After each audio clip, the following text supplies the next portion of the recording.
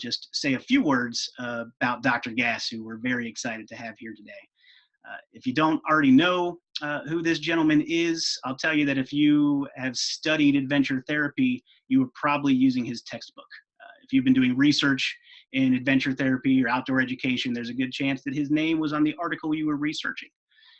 We often talk about standing on the shoulders of giants in this industry, and I'll go ahead and say that Dr. Gass is one of those giants. Been involved with AEE for decades, multiple award winner with us, including Outstanding Experiential Educator, Distinguished Researcher, and also presented a Kurt Hahn address in our conference back in 2002. Very prolific fella, I think over 200 publications in this field, plus 300 professional presentations and counting. So needless to say, it's a real honor and a pleasure to have you here talking about recent changes in adventure therapy, and really excited to hear what's new, what's working, what's exciting. And I'm going to go ahead and pass it on over to you, Dr. Gass, to get things started. Thanks, Dan. It's great to be here and to do this. This is my first time doing a webinar, so this is an adventure for me on this task at hand. Doing great so far. The thing is that the reason why I have the title, whether it's transformational or dramatic, is that in my experience, my first job in adventure therapy was in 1979. So some of you weren't born yet at that time, but we've stumbled as a field for a number of reasons. And right now, we've never been so well positioned to try and make adventure therapy, outdoor behavioral health care, wilderness therapy accessible for the entire population and not just the wealthy. And so one of the things that we've had to overcome as a field is really answering a series of questions. And for me, with the help of Dick Prouty and Keith Russell and Lee Gillis and Anita Tucker and others, we've kind of narrowed this down to saying what were the stumbling blocks for us for making adventure therapy more accessible for others. The paradigm I'm going to follow is kind of a little egocentric for the United States, but it can be applied in other countries too. So realistically, there are 4 questions that we've run into in making adventure therapy more accessible, and they are listed in front of you. Is it safe? You know, how safe is it? Is it good? You know, does it work? And how do and is it worth the cost, or can I get a return on my investment if I'm a program that's running and operating there? So those are the questions that we are facing, and we endeavored through a number of research projects and other organizational efforts to try and answer those questions. And realistically, the answers kind of form the platform for what we want to stand on. And realistically, my shoulders are being prepared to be stood on by individuals who are just beginning their careers. And this is the present, whether it's the one you wanted or not, that we have right now. So realistically, is it safe? And we've done a number of studies in risk management, and started in the early 2000s, Keith Russell and Rob Cooley did a wonderful job of putting together, with a number of wilderness therapy competitors, came together and developed risk management strategies, and ended up proving that it's actually safer for individuals to be on wilderness therapy programs than to be actually at home. And we'll talk more about that later in the slideshow. But that was the answer for, is it safe? Research, research, research, outcome-based research. One of the best professional things I think I've ever done was form together a collaborative group that has really pushed the envelope for our research. And they're the OBH, or for Outdoor Behavioral Healthcare Research Scientists. And they are Anita Tucker from the University of New Hampshire, Ellen Behrens from Westminster College in Utah, Joanna Schaefer-Bettman from the University of Utah, and then Lee Gillis from Georgia College, Keith Russell from Western Washington University, and Christine Norton, who's actually right now in Taiwan on a Fulbright scholarship, but from North Texas State University. and then Steve Jaworski. Those individuals have really worked and collaborated and have been interactive with one another to produce some of the finest research in our field that in the past 5 years and really turn the tide on our outcome-based research. Accreditation, a wonderful partnership happened between the Association for Experiential Education, who has spent over $1 million in refining its accreditation program. And there was a merger with that, as well as the outdoor behavioral healthcare individuals, to produce in 2014 the standards for outdoor behavioral healthcare adventure therapy. And there currently are now 14 programs that have that special accreditation. And then return on investment, how do we, is it worth the money? And we've done a number of studies there. So this is going to formulate what we're going to talk about for the rest of the dialogue. 10 contributing research factors, and I'm going to try to go through these in the time that we have allotted to put together. But a lot of it speaks to radical perception changes that we've been able to do through research. The first one is the NatSap research database. What we've been able to do with the help of the National Association for Therapeutic Schools and Programs is produce a database that stores data to answer current questions as well as questions in the future. And this has led to significant improvements in our ability to research. So here's an example of what the NatSap research database has shown. And this is with the YOQ, which is the Youth Outcome Questionnaire, which is filled out by parents of clients, and then the self-report YOQ. And this is now what I refer to as the NatSap curve, where individuals start at dysfunctional levels of behavior. That's the first at admission. Then at discharge, they fall to lines of healthier and functional behavior. You can see that goes in the green area. And then maintains it at 6 months and at 1 year. So 1 year, we're seeing the changes that happen with these adolescents are maintained over the period of 1 year. And that's statistically significant as well as clinically significant.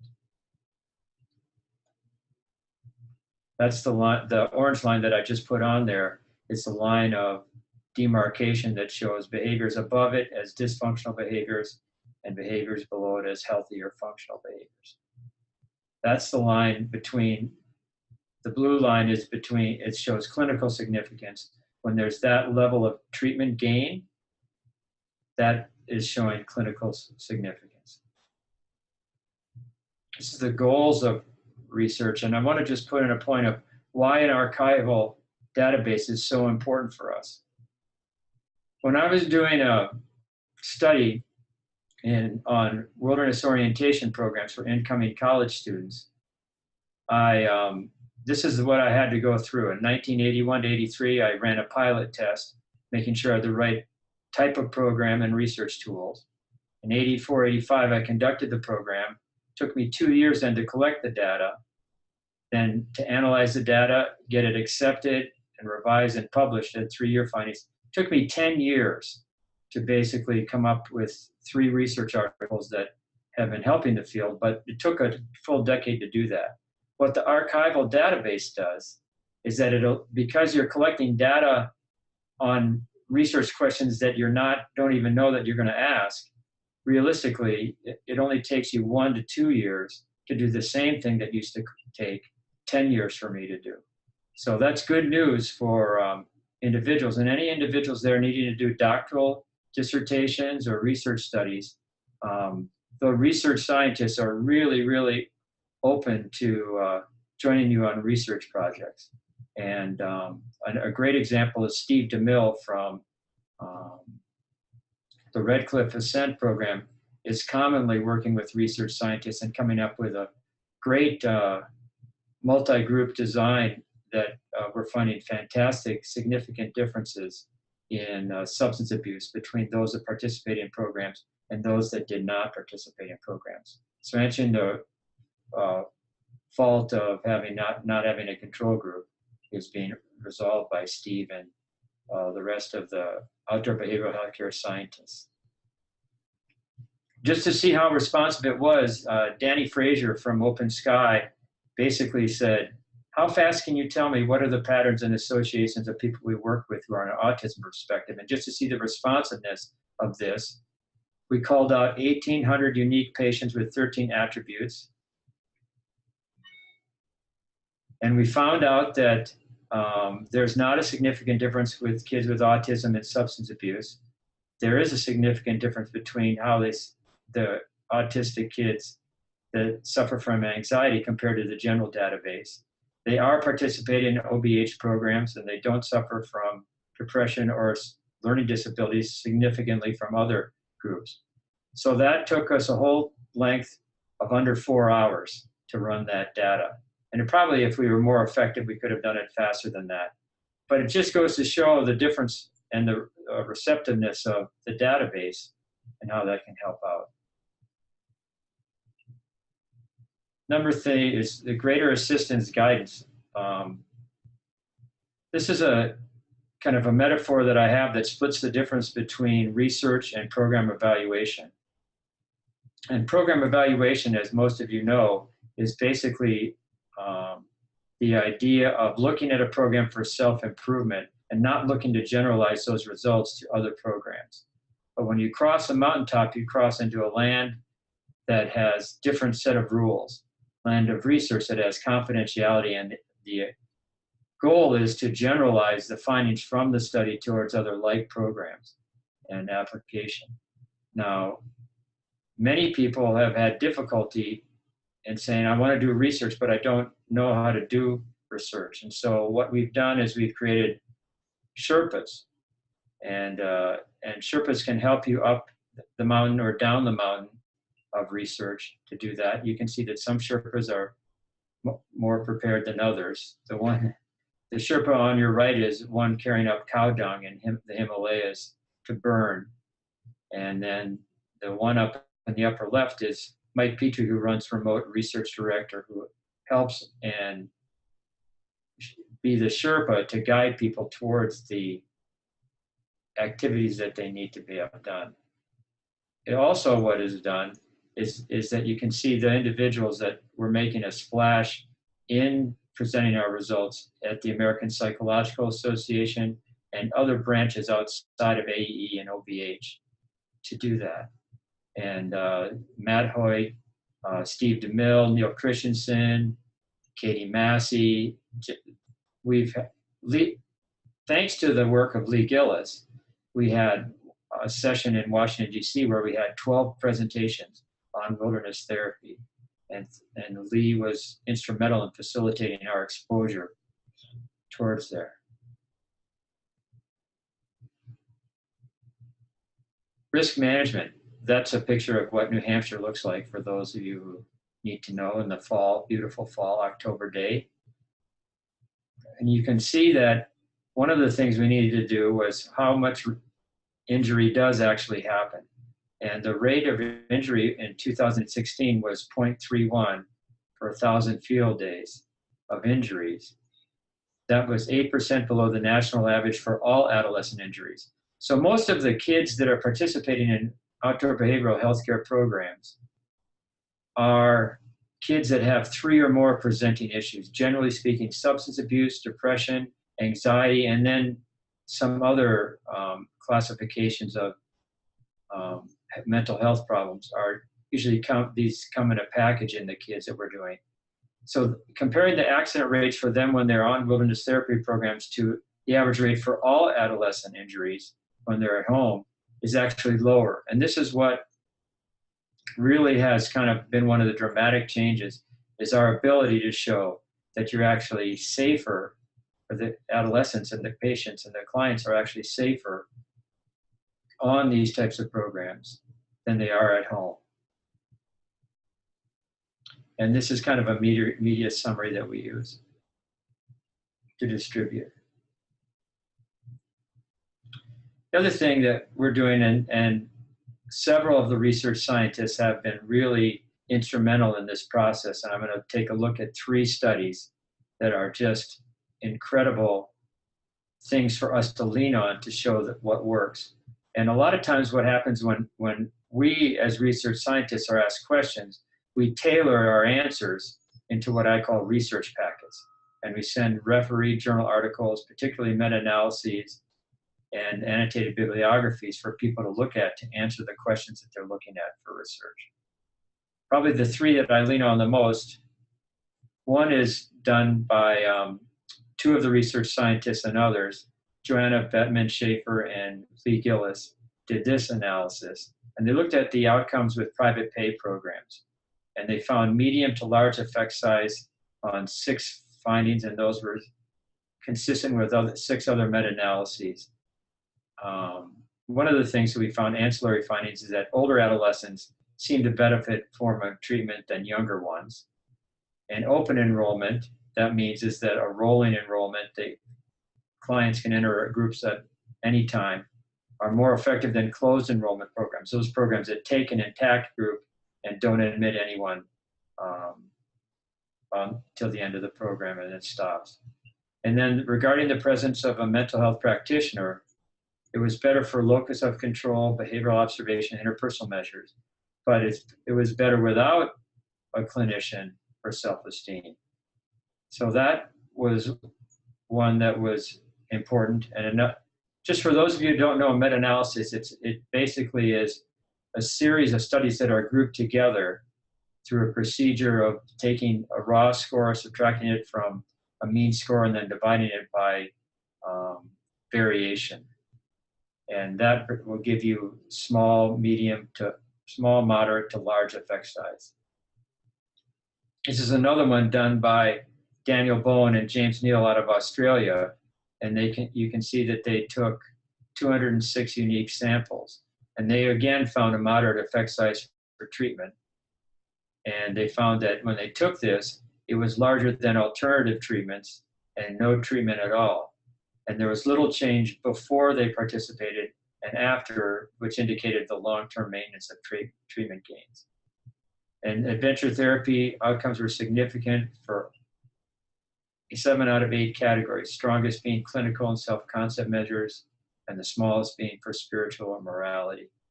So what we could say from James's study and Daniel's study is that those who have participated on the adventure experience had an increase of 24% more measure outcomes than clients that last. In the final effect study, Lee teamed up with a number of Georgia College students, found an overall effect size for programs, and they found that what happened when parents and adolescents rated wilderness and non-wilderness programs, the parents saw larger treatment gains in the wilderness programs, and the adolescents saw larger gains for non-wilderness programs. So once again, this is large effect size. And these effect size studies and randomized control, which we're getting to, are realistically the kind of the pie in the sky type of research designs that we're looking at. And Lee Gillis and Joanna Bettman and James Neal have been just wonderful in putting these studies together. Increased organizational capabilities, taking these findings and integrating them into the value system to get third-party payments is a major goal for the United States.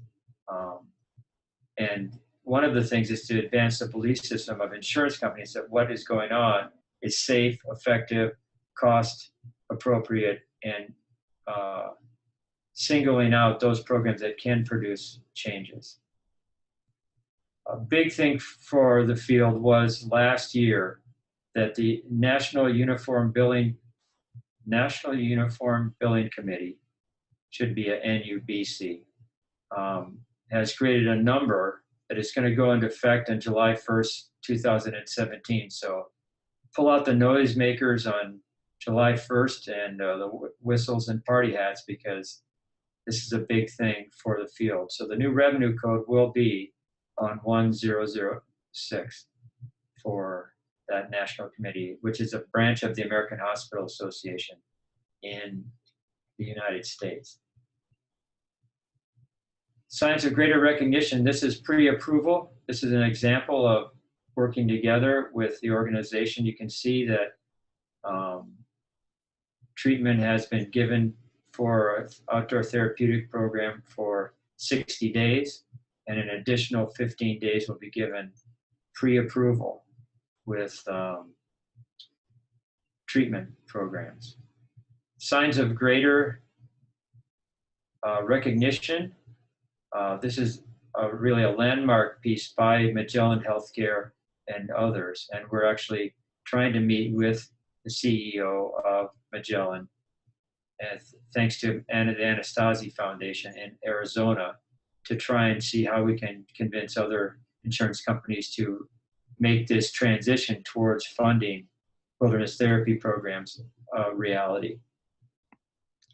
Hey, Mike, we have a question from Barney Strauss about that revenue code, and I have no idea what this means, but maybe you do. Is that the same as an ICB-10 code? I believe so. And for those who don't know, Barney's coming out with a book, I think, pretty soon. It's the right one, and which is something that would be great for people to look at. It is part of the billing code system, yes. Did that help? Yep, and that is the Barney Strauss you're talking about. Great. Way to get a free plug, Barney. There we go. Here's something that has happened. This is from a journal that's read by lawyers. And what it is that it's looking at, for the past 3-ish years, you can see the major increase in cases contesting coverage of mental health benefits because of the Parity Act that causes the parity to diminish between those programs that are physiologically based and those clients that are psychologically based should not be differentiated. And so those disputes are primarily coming from Utah RTCs, which realistically is a majority of wilderness therapy programs. So the lawyers are actually experiencing kind of this trend that more and more wilderness therapy programs are working on overturning denials of management. And working with Mary Covington from Denials Management Incorporated and the autism folks has been instrumental in getting family money back from participating in wilderness therapy programs when they were initially denied. How do I tell a good program from a bad program? Hey, once again, before you switch over to that topic, we have one more question about this code. I think people are interested in this. Oh, yeah. It looks, from your evidence, it looks like it allows individuals to get insurance to cover. But the question here is, does the new code allow for mental health practitioners to bill insurance for outdoor behavioral health care? It's going to be interesting to see how this operationalizes itself. I think that some of the insurance companies are going to just see the revenue code, and it may not seem like a big deal, but it may seem like a big deal to us, but the number of cases that they review that are wilderness therapy are just minute parts, and I think a lot of them are just going to see it as a revenue code and approve it. Other programs are going to be more demanding and asking, where's the research? And how do I tell a good program from a bad program? And I think my belief system is they're going to look back at us and say, how do you look at a good program and a bad program? And I think this is the answer that I predict they're going to choose, is basically this accreditation process. Because this is the idea of two organizations coming together, sharing the strengths that they have. AEE has, just like I said, has spent over $1 million in its lifetime crafting this accreditation program, and the expertise from the OBH Council. The meshing of these two together has produced a document that was put out in 2014 that is really the cutting edge of what's going on in the field right now. And the number of people that contributed to this document was in the 40s of individuals. So it was really well read, And there are 13 OBH accredited programs through AE. This is a process that AE owns.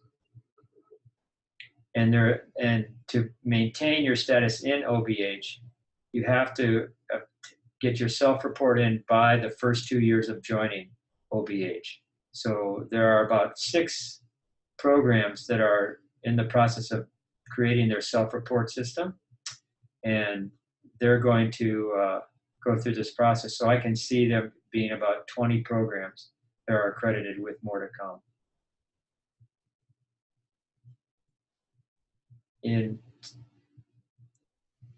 So these research scientists, the 8 of us, have been busy trying to produce new publications, and this is what has been done by the research scientists in 2016.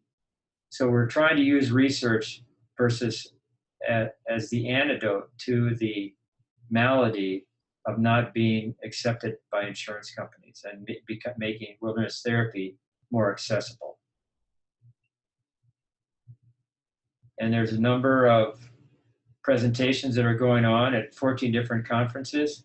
You can see down at the left, this is from, we have the Outdoor Behavioral Healthcare Center here at the University of New Hampshire that focuses on supporting you as practitioners through research of those 4 areas. And we have a dual degree master's program, which combines an MSW and a master's in adventure therapy together. It's completed by students in 2.5 years. So they come out being clinicians and making sure they have mud on their boots.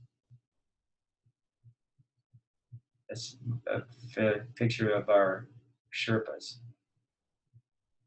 We go through the ethical OBH research practices, and in that process, every research study is examined for appropriate confidentiality and protection of human subjects. So that takes a lot of time, but it ensures we have ethical research practices.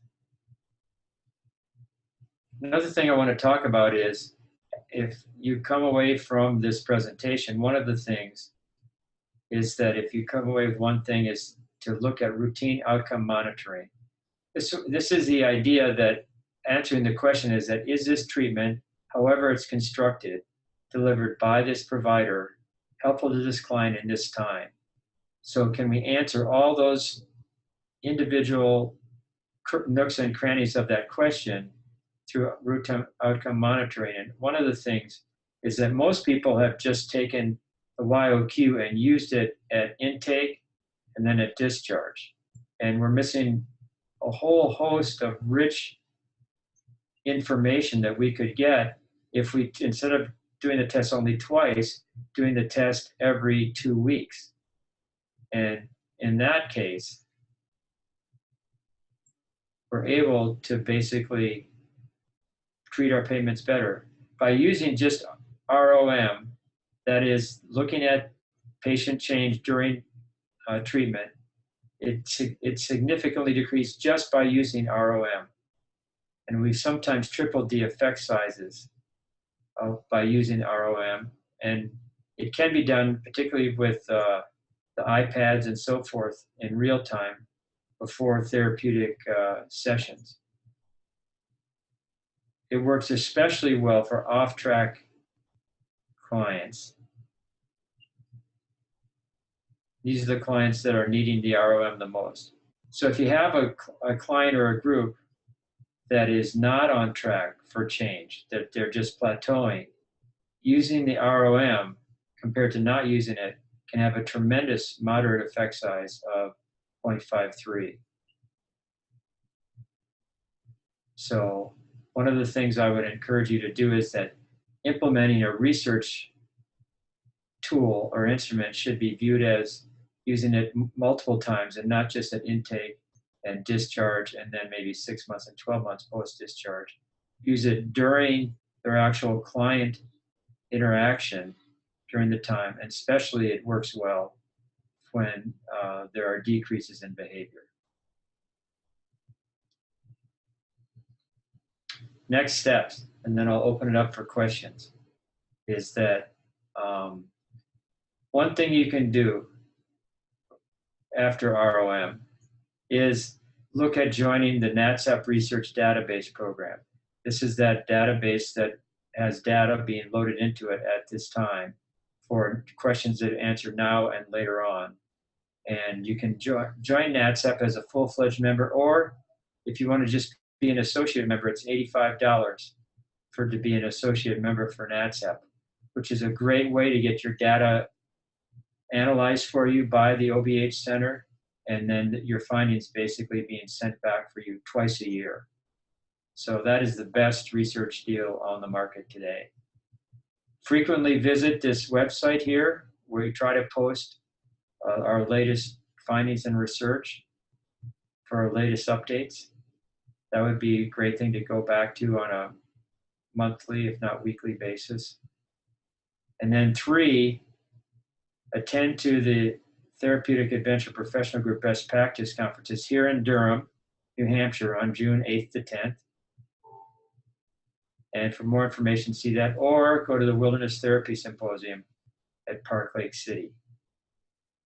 For more information, go to that website. So I think what I'm going to do now is turn it over, and with Dan can moderate some questions we might have for folks. Sure thing, Mike. And we already have a question here from Mari Lung. Hi, Mari. Now that there's specific a billing code, what does this mean for community-based programs or outpatient programs that are utilizing adventure-based therapy for billing insurance? Hopefully good things. It's Lee Gillis said that one time outdoor behavioral healthcare wilderness therapy was called boutique therapy. Basically, just the boutique class can use that. What I'm hoping is that this opens the floodgates for us as a field. So regardless of socioeconomic status, wilderness therapy or outdoor behavioral health care is a reality for those individuals. And that's been my personal challenge to try to make that happen.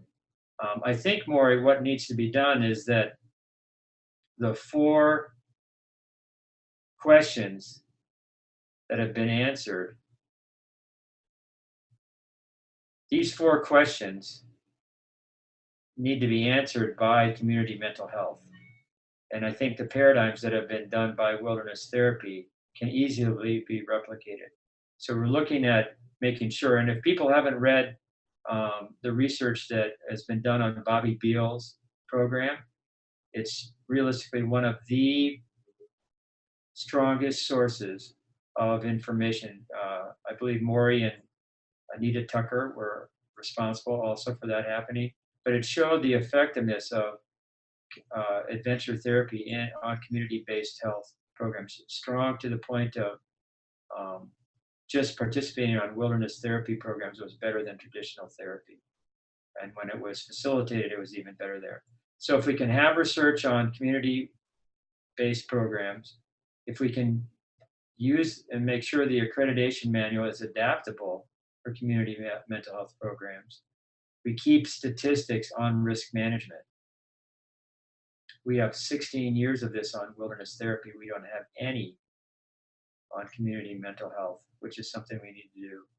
And then return on investment, just showing that it is a financially feasible topic area. I think, Maury, that's the way that we're going to do that. Thanks. And we have another question here from Barney about, is research being done with adults engaged in adventure therapy, or is most of it being done with adolescents? The majority is adolescents, but we have, with the existence of young adult programs, and those are generally clients that are 18 to 28, 30-ish, and dealing with primarily launching difficulties. With that growth in that population in the past couple of years, there have been 2 or 3 organizations that have stepped forward and basically said, this is something we need to do. And with Mike Petrie's help, that's happening with a number of programs. But again, the majority of the work has been done on adolescents ages 13 to 19. Alex White wants to know, is there a designation in the research between adventure therapy and outdoor behavioral health care, or are those one and the same? We have not got to the point where we've separated those out and called those out, because programs kind of call their uh, programs different names to make sure it's appropriate. Some of the wilderness programs like to couch themselves as residential treatment programs because there's less contention of being funded. And other programs have looked at differentiating even the thought of wilderness therapy to break it down to primitive skills programs, nomadic programs, residential based programs. So there's a lot of differentiation that has not been examined um, by using those terms. That makes sense.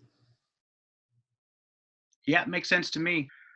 Another one just popped up. Let's see here. I work for a large agency and I'm trying to create a whole program based on the outdoor behavioral health care paradigm. We're focused currently on one-on-one therapy. How would you approach selling this idea to my agency, especially since it all comes down to funding?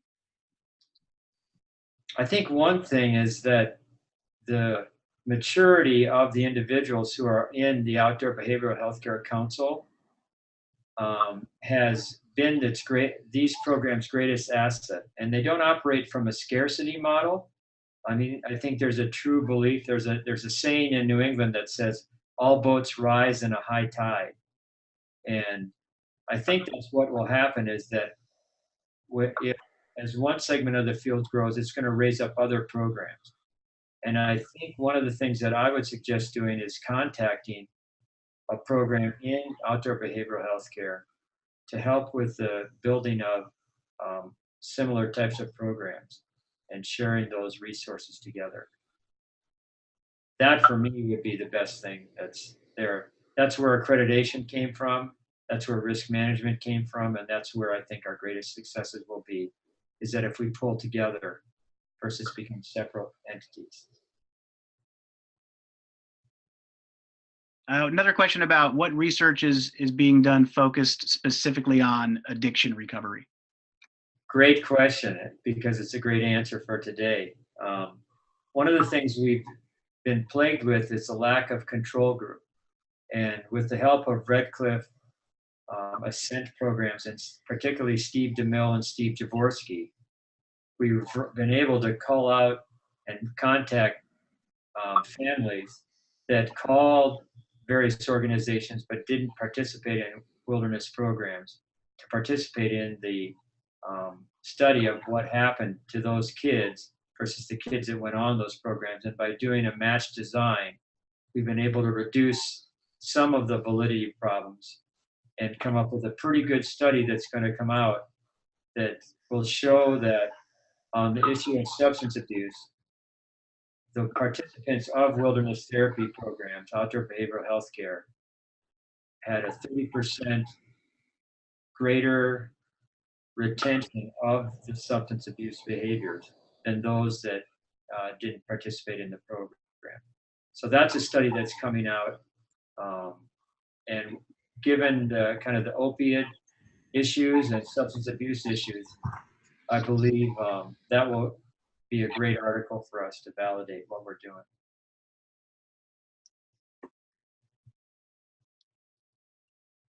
Thanks. We have another one from Fred asking, can you speak to research being done in adventure therapy work with families and how are outcome tools being used effectively in that work? Yeah, Fred, you're speaking to the choir here. I'm a marriage and family therapist. So the big thing that we've done is that in the NATSAP database is that one of the instruments that's being used is not just the YOQ, but the FAD, which is a family assessment device. And we put actually the general subscale of the FAD, or family assessment device, which is one of the two major instruments that is used in measuring functional behavior in families. And by using the general subscale, it's only 10 or 11 items, but it still maintains pretty strong reliability and validity cutting it down from 60-ish items down to that 11.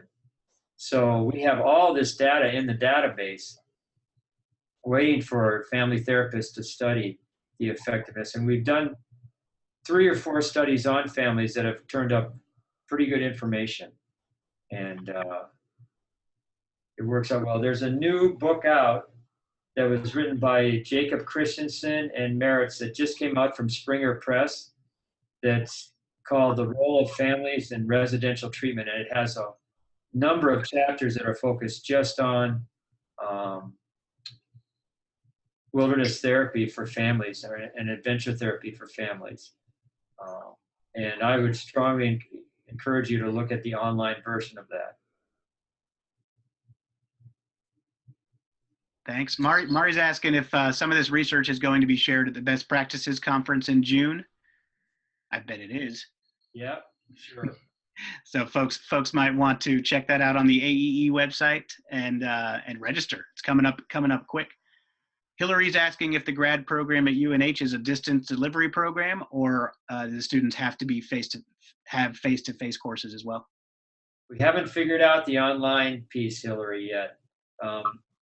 The best thing is that if our program doesn't work for you, I know that Maury and others have been working really hard with Denise Vinton down at Prescott College to try and produce a master's level practitioners program. So if you can't leave where you're at, then that is definitely more tolerant for residential requirements.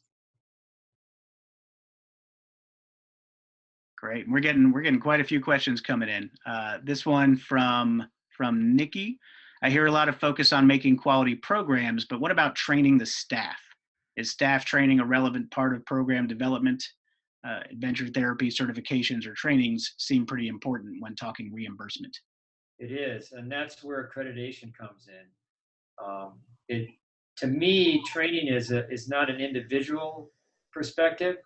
It's much more of a systemic perspective. And accreditation takes quality control from a systemic perspective. It's been my belief that you can have the best staff in the world, but if you don't have the mechanisms of the program to keep things functional, even the best of staff will falter. But if you have a great series of systems in place, that will encourage, train, differentiate between good and bad individuals in the program.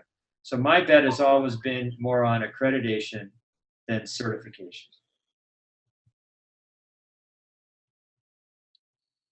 Thanks. We have someone who's currently working in residential treatment as a marriage and family therapist, now venturing out into more adventurous or adventure-based therapeutic expeditions with young adults. Mm-hmm. They ask, as they're moving towards more adventure, wilderness-based interventions and philosophies, are there some primary articles or books that you would refer us to? Yeah. You want them to send you an email? Yeah, but there's this one,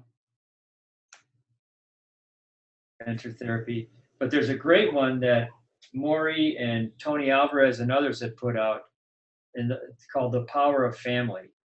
And if you don't have that book yet, you got to get it. It's just really wonderful.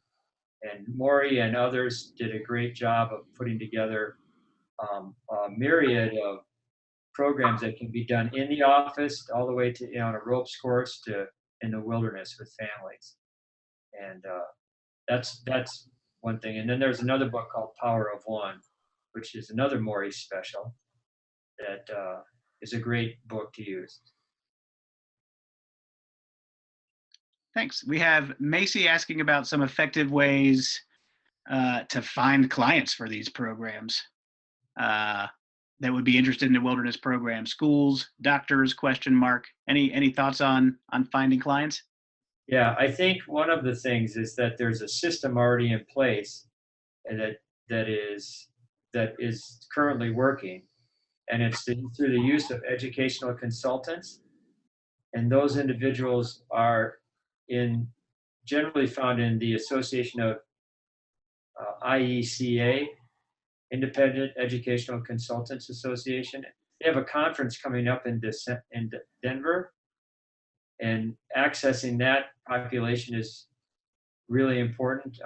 For example, trying to think of various people. Paula Leslie, who works at Urcus Consulting. She was a wilderness therapy person for 3 to 4 years before becoming an educational consultant. So there are other people like Paula who are assets for you in finding clients, and being connected to them is one way to strengthen your catchment. Someone's wondering, a Canadian attendee, wondering if NatSap has an international equivalent, and if anyone in Canada is working on insurance coverage for adventure therapy. We are trying to do that right now. There are a number of programs. Steve Glass from Wendigo Lakes was a part of the outdoor behavioral healthcare. He's taken a vacation for a couple of years, and I believe they're going to join back together. They're from Ontario, and Pine Lake is another one, and then Enviros. So those three programs are the three that I think are really viewing at what OBH is doing, and sometimes join when it's appropriate for them, and other times we'll take what I call taking a vacation and working on that. So Lee Gillis and Keith Russell have done wonderful research with Enviros and come up with a adventure scale to look at and attribute how much change happens from the nature variable, the body exercise variable, the challenge variable. So all the assets that we think cause change in adventure experiences, Keith and Lee have broken out, and I think it just got published in the Journal of Experiential Ed. So that would be something that would epitomize what Enviros has done. And those are the three programs that are the best context right now and best fit for Canada.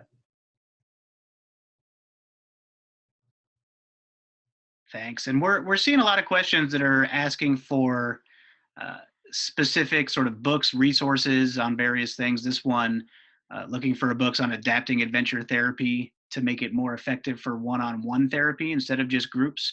And feel free to answer that, but I'll also say that maybe we'll try to put together a little resource guide to go out to all of you who attended this webinar. So we'll at least send some links so you can see more of those resources after this webinar is over. One of the things that we're doing, it's not out yet, but with Tiffany Wynn she's executive director of the Santa Fe Mountain Center in Santa Fe, New Mexico, and Lee Gillis from Georgia College and I are working on taking the international coding standards for diagnoses and showing how you can take a certain diagnosis and apply it to an adventure experience. So we're looking at trying to do that for the entire package of international standards. It'd be like taking the international version of the DSM-5 and applying adventure experiences for that. So that's a project we're working on right now that is real exciting. Yeah, our attendees excited about that one as well. I don't see any other questions right now, but I bet a few more will roll in. We're about 5 minutes till 4 Eastern time. And I just asked there's a lot of good conversation that's happening here, and I really appreciate this time for Q&A. But just to go back to sort of your presentation, are there some kind of final points or some closing remarks you want to make talking about this exciting time in adventure therapy before we wrap things up? Yeah, I think one of the reasons why this opportunity has come to pass is that there's been a real consensus and belief system that you don't grow by obtaining as much information as possible. You grow by making relationships with others and support, and don't worry about who gets credit for the program or the outcome. And so the selflessness that Keith Russell and Rob Cooley and others in OBH started in the early 2000s we are basking in the benefit of having 16 years of continuous data that examines client accidents and injuries, staff accidents and injuries, information on runaways, information on restraints, showing how positive the approach as well as the outcome is with adventure therapy. And had it not been for those individuals and others who putting that together, we wouldn't have that data. The database is another one. By having people just contribute data, not even knowing what research question it will probably answer later on, is another way that people just contribute to this field and for the betterment. And on the gauge of these 10 questions, that's why for me it's the most exciting time in my career that I've ever seen for adventure therapy. That's great, Mike. Thanks so much. It's a really special opportunity to get to provide this webinar for the community and know that it's being recorded and archived for other people to see. Uh, your contribution to this field is just unmatched, and we're so appreciative for you being here today, for the work that you do.